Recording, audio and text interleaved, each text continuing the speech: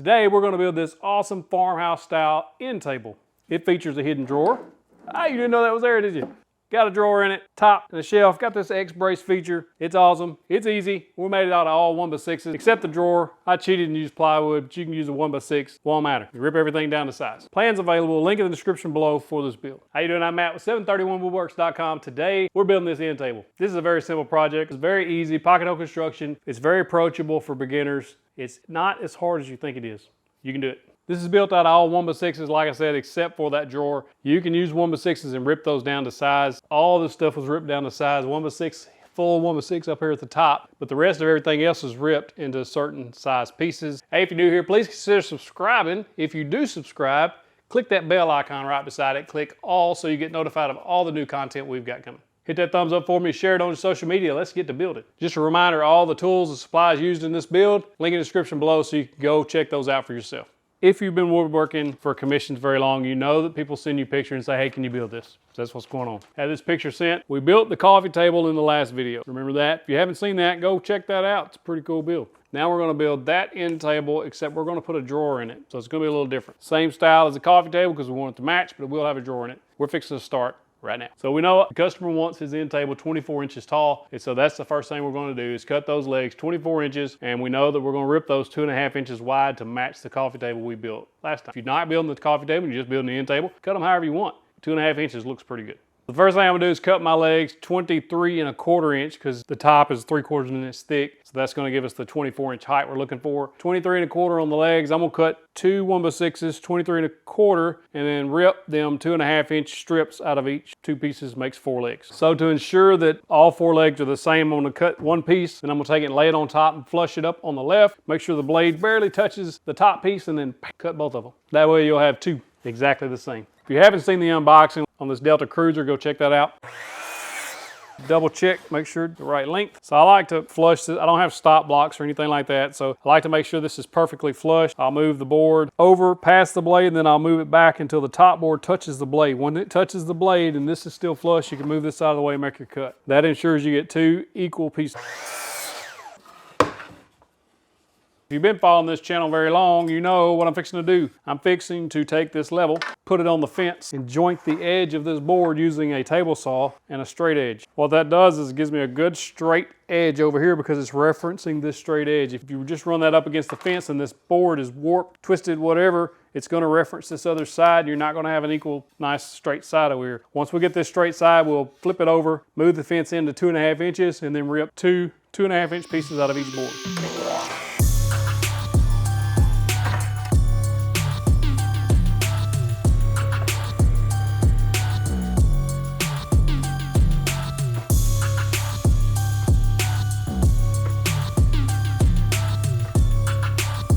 That gives us a nice square leg to work with. So I'm going to make this 18 inches deep, 14 inches wide with a drawer. Since we're putting a drawer in there, we know that we're going to need a flat side to attach our drawer slides to at the top. So the tabletop is going to be 14 inches. So this is going to set in, we're going to get a 1/2 inch overhang on the top and on each side, 1/2 inch overhang on each side. So I'm going to set this up at 13.5 and a 1/2 inch on the left, 13.5 on the right. Then we can get our measurement there. That's going to be 11.5 inches. 11.5 inches, we're going to cut 2 pieces 11.5. Same thing on the side. We know we wanted 18 inches deep. So we'll set this at 17.5 inch. That's 12. So 12 inch piece on the side. All you pocket hole haters out there, turn your head. So this is the side pieces. They're going to go into the top just like that. And the reason we're going with a wider board is because of the drawer. When it comes to the top, you don't want, you'll see what I mean. So I'm just going to drill 2 pocket holes in each one, on each end.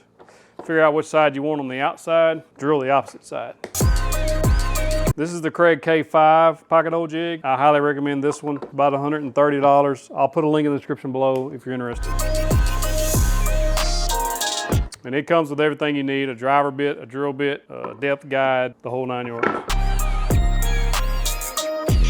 To assemble the sides, it's pretty simple. You're just going to pick which side you want facing out, which side you want facing in. We're going to glue and pocket hole screw these. Something that you want to make sure that this top is flush. That's what the main thing is here. This is a Craig face clamp. These things help keep both boards at the same, keep them flush, and it holds it in place while you drill. I like to move the face clamp around so that it's in the over where that screw is going to go in. That keeps everything from twisting on you. These are 1¼ inch pocket hole screws. That's what size you need for 3/4 inch material.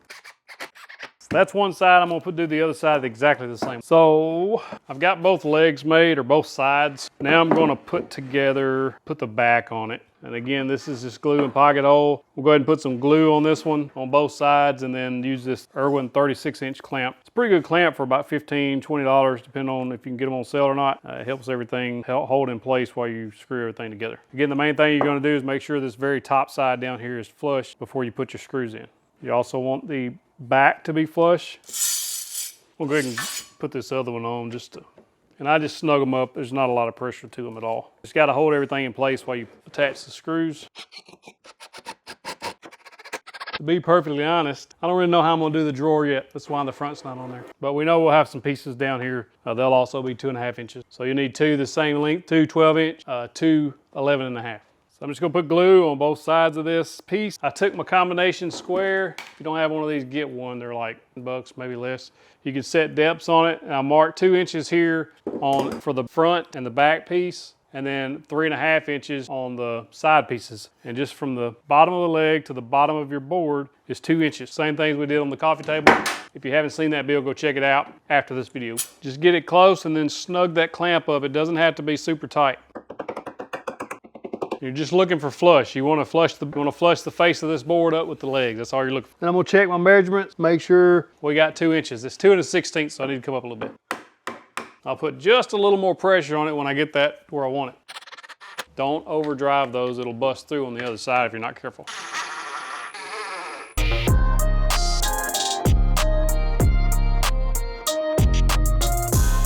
All right, so I just cut a piece of 1x6, 11.5 inches wide, which is the same as our cross members on the back. And then I cut a piece that's 1.5 inches wide by 11.5 inches long. That's gonna go in behind here, just so. And the reason I have this piece up there, this is actually gonna be my drawer face. And I need a piece back here to brace everything this way. And it's also gonna act as a stop when the drawer goes in so that it's flush. And so I'm just gonna mount this in there, glue and screw. And 1.5 inches is about as narrow as you're gonna be able to get with getting 2 pocket holes on it. Ooh, fell all the way down. Just get it in place. As best you snug that up a little. So the main thing I am concerned about is if that drawer face is flush, very, very close to flush, when it hits that cross member in the back. And when it gets there, go ahead and tighten this clamp down. You're not trying to break anything, but you want it snug.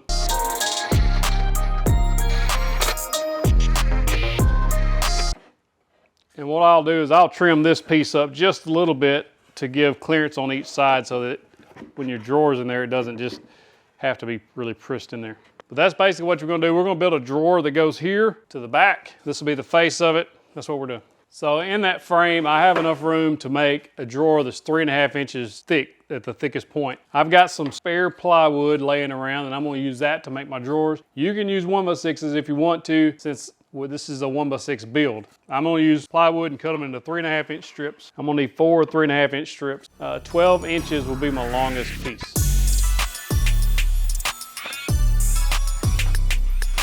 So I'm building a drawer, not much different than these on the bottom that I got on my miter stand.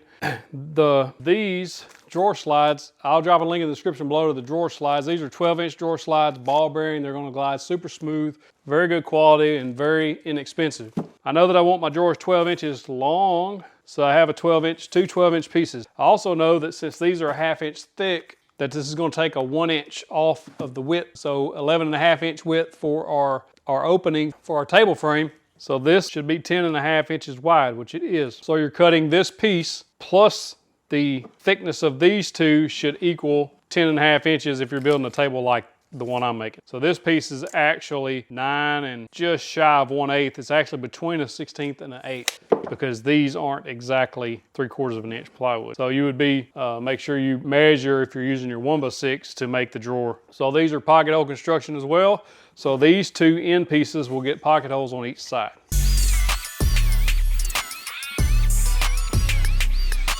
So to assemble one of these drawers, very simple. if this was a drawer that was going to be holding a lot of weight on the inside, so like dressers, things like that, you can go check out my dresser build where I built drawers for it. It's basically the same thing except for I cut a slot in all of these and slipped the 1/4-inch plywood in. And on this one, we're just going to tack it to the bottom with glue and brad nails because this is a remote drawers for remotes and magazines. So very little weight bearing is going to be needed. So assembly is extremely simple. You're just going to line everything up, put a clamp on it. If everything is cut square and you flush everything up, then you should have a decent drawer that's square whenever you get it all done.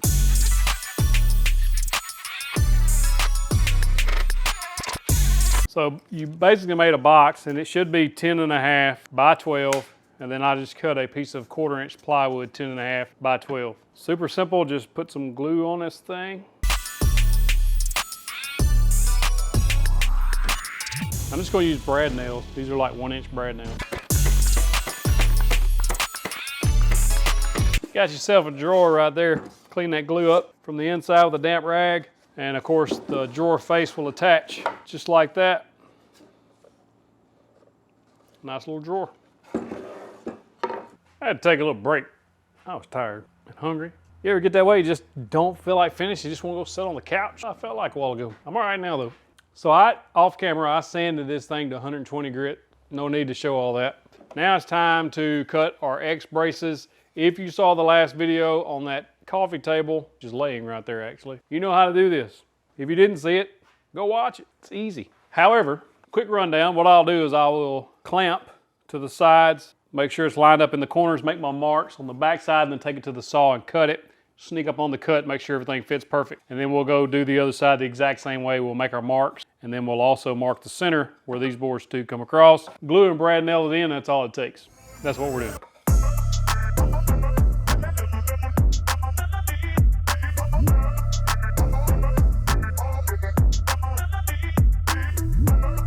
Before I stain this piece, I'm going to go ahead and install the drawer slide, make sure everything works right, and then we're going to take the drawer slides off. It seems a little counterproductive, but I want to make sure everything fits and works correctly before I go through the trouble of staining. So I just got 12-inch drawer slides. That's the front that's got that little bent piece on it. The back doesn't have that. I measured down from the top 2.5 inches, made a mark, drew a straight line with my square, done that on both sides. So I don't want that drawer slide coming any further than right there. So this is my drawer face. I'm going to just take a quick clamp, put that in place. What that's going to do is allow me bump that up against that door face and it not be in the way. So I know that right there everything's going to be flush. It's going to work correctly. It's not going to be in the way. So I can take that drawer face off, extend the drawer slide out of the way, and that line I made is right through the center of those holes. Take a drill bit and pre-drill those holes so you don't split your wood.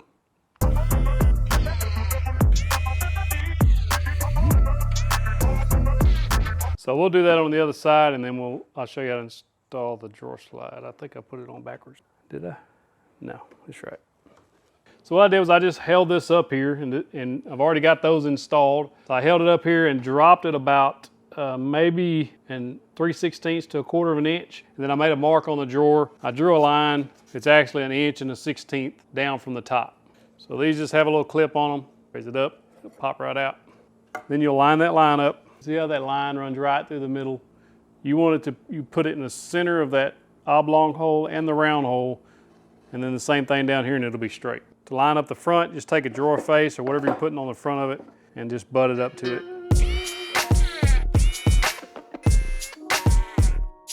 Moment of truth.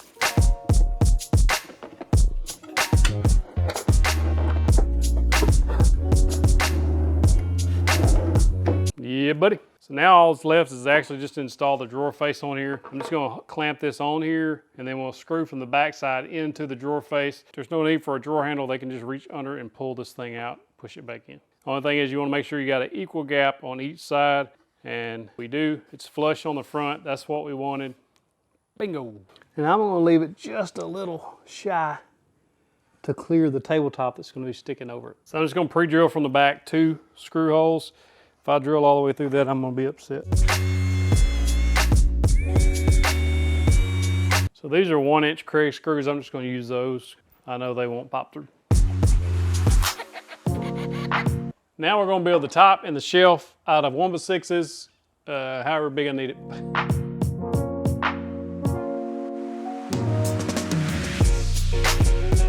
So for the top, I cut 3 boards 18 inches long out of a 1x6. On the bottom, same thing, 3 18 inches long out of a 1x6. On the top, these are 4 5/8 inches, and that's gonna make 14 inches across, tiny bit over 14, not worried about it. The bottom shelf has to be 11.5 inches wide.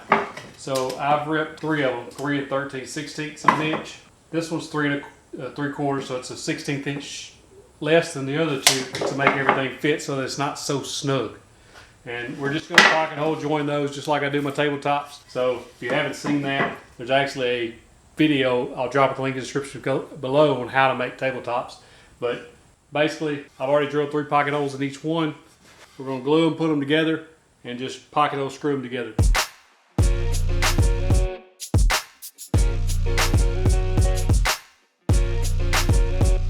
So I actually cut all 6 of these boards 18.5 inch long so that I purposely cut them that way so I could go back and rip off each edge so that I can get everything nice and square on the table saw. I'm just gonna do that on the table saw.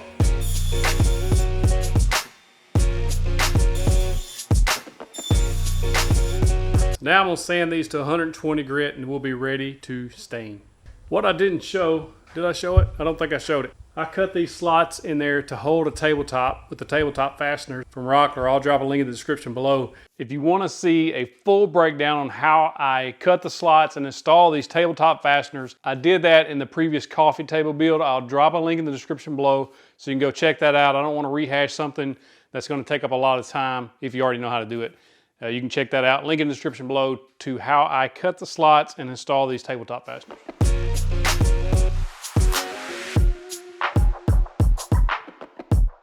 That right there is rolling smooth as butter. Yeah. This turned out very nice for just such a small end table. 24 inches tall, 18 inches deep, and 14 inches wide. Has this sliding drawer.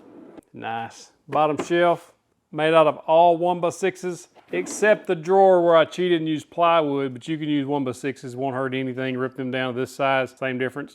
The bottom of that drawer is a 1/4 inch piece of plywood. So now we're gonna pre-stain conditioner. If you look back a few videos, you'll see where I use this stuff, show you how to use this stuff and why it's very important to use this, especially on softer woods like spruce and pine. After that, going with some Minwax dark walnut stain on the whole thing. It's gonna be all stained dark walnut. And then after that, we'll put a clear coat of polyurethane on there. I may or may not show this whole process. I don't know. You've seen it 100 times. What do you think? The tabletop's not on there. The shelf's not on there. I'm gonna stain those separately. And after everything's stained and clear coated, then we'll install everything. I don't want to try to stain it all. Very difficult to get up in the edges and stuff, and then you wind up, it just looks better if you stain it unassembled. Also, same thing with the drawer. I'm gonna take this drawer off, take the drawer slides off, and stain everything separately. Then we can assemble everything once everything's dry. That's what we're doing.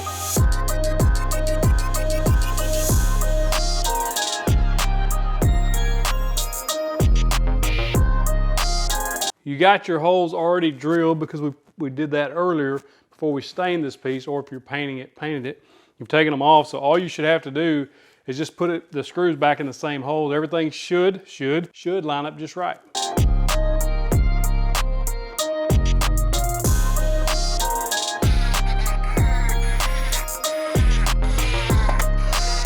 Installing the slides on the drawer itself are exactly the same. You should have 3 holes there. Everything's supposed to line right back up. That way everything, when you put the drawer in, there's no guesswork. So those drawers come out, there's just that tab there on the left, it pushes up. On the right, it's basically just flipped over, so you push down on it. But that releases from the slide itself. I hope this works out. Let's hope. Hope's not really a good plan though, is it? So when you reinsert these, you'll hear that click, and then it's gonna stop. It's gonna stick on you. It's supposed to do that. So then you're going to have to actually mash on it. You put a little pressure until it goes all the way. Till you push it all the way in, then you can pull it back out and it'll operate as normal. These ball bearing slides actually have a little bit of, there's a catch in there to lock it in place so that it doesn't pop out. So sometimes you have houses that have uneven floors or whatever. If you had a free-flowing drawer slide, if it was tilted forward, it would just roll out. But these are not like that. They have a positive stop in there. It worked. And here's the beauty of me doing this before you. It would have been much easier to install this top without the drawer on there. But it can still be done. It's not a problem. So you're just going to turn this table upside down onto the top. Put something down so that the top doesn't get scuffed up. You can open the drawer now. And I'm just going to make sure everything has even spacing all the way around. Should be about a 1/2 inch on each side, all 4 sides. That's rather close. I like to eyeball it, make sure it looks in line. If you're wise, you will drill a pilot hole. These are very simple to install. Come closer, I'll show you. If you've not seen me install any of these before. So they just slide into those slots we cut previously. You'll take some type of small drill bit that's a little smaller than your screw and drill a pilot hole. Careful not to drill all the way through your top. And the pilot hole just gives a little more room for these screws to go into so we don't bust our tabletop at this point, because I would probably cry. And you just want to snug those up. They don't have to be super tight. You don't want to overdrive them, strip the wood. That's all there is to it. We're going to put the rest in.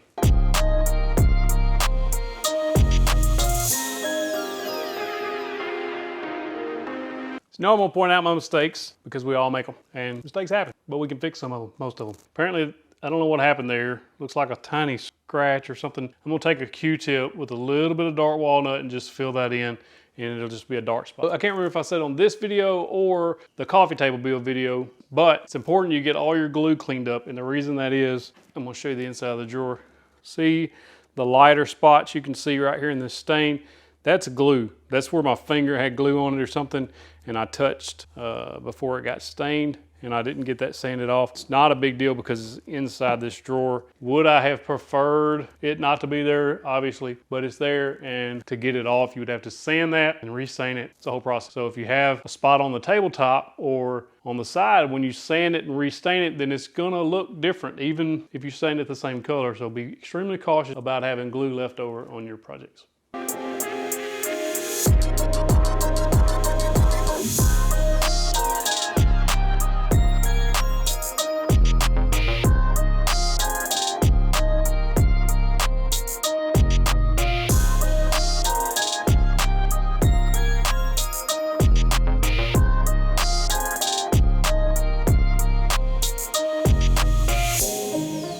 I would appreciate if you click that box, takes you to the next set of videos. That helps the channel more than anything else you can do, is to click the box, go to the next video and watch that. If you share this on your social media, I'd appreciate it. If you haven't subscribed already, click the subscribe button. Don't forget to click the bell icon right next to it so you don't miss any of my content that I've got coming. If you click that box, I'm giving you that virtual fist bump that you've been waiting on. Thank you.